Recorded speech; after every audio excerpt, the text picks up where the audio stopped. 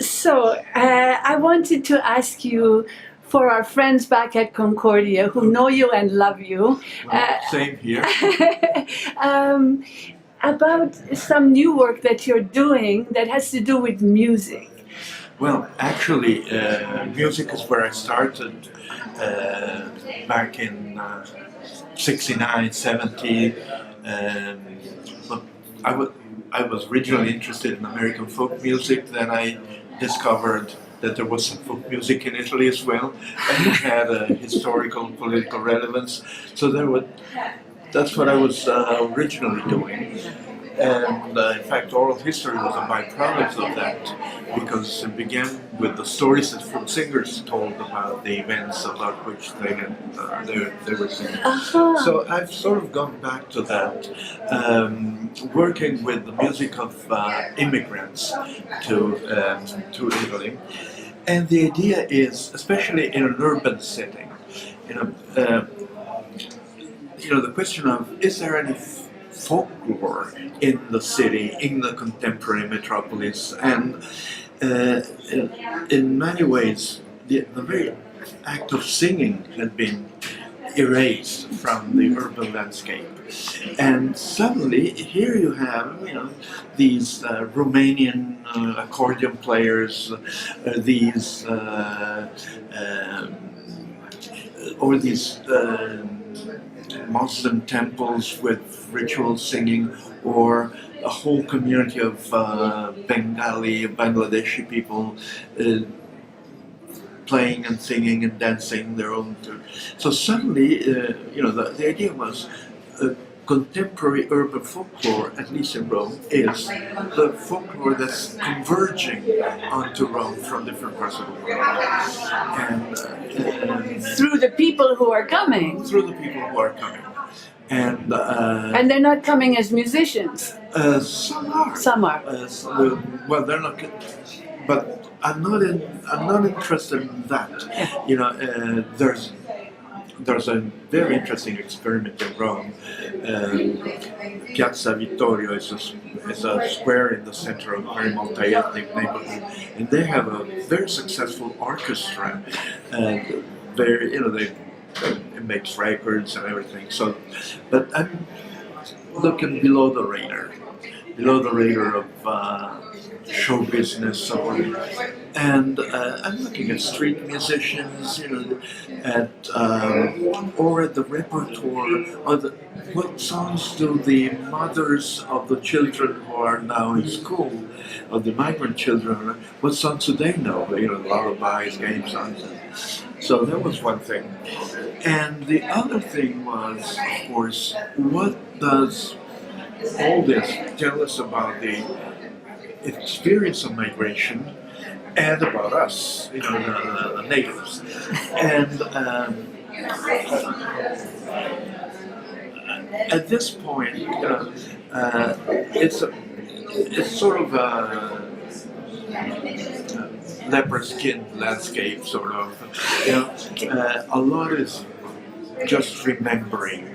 But it also changes meaning. Like, I'm thinking of this Ecuadorian couple, great singers. They sing in the subway, and the song they like to sing is a song that says, "Yo soy el descendiente de Atahualpa y el Sol." It's a song of pride, which takes on a whole other meaning. When these people are marginalized, singing in the subway, and so it has to do with pride. And a lot of Filipinos have all this. They sing a lot of patriotic songs. So that's one thing. The retrieving pride in who they are. Something else is the changes in the repertoire and in the meaning of the repertoire through the experience of immigration. And one example is this Filipino hotel cleaning worker who sang a song about a song that says, "My son, how much we loved you, how happy we were when you were born." And then I realized that this was a popular song in the Philippines, but he forgot the second verse that says, "And so now, my son, why do you turn against us?" So what he did, simply by erasing or forgetting one part of the song, turned the song from a song of intergenerational conflict into one of missing the son that he actually has a son that's left behind in the Philippines. So that's one of the ways in which it changed. And then the one that I talked about yesterday, songs that people actually make up about the immigration.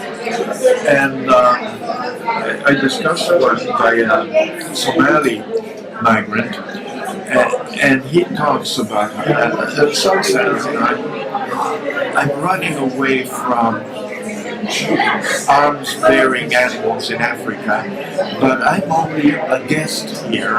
I have only a temporary residence permit and traveling title. I'm only allowed to travel inside this country. I'm only a guest, which, from our point of view, when we talk about immigrants as guests, this means, how nice. We're letting them into our home. To them it means this is not their home. This is our home, not theirs. They're tolerated. They don't belong here. And so one of the things that music does, that these songs do, is to revise the meaning of our own words. And they change, they help us change our life. So this is what I've been working on. We have collected music from more than 28 different countries and languages, and created a big archive, and we're beginning to publish CDs.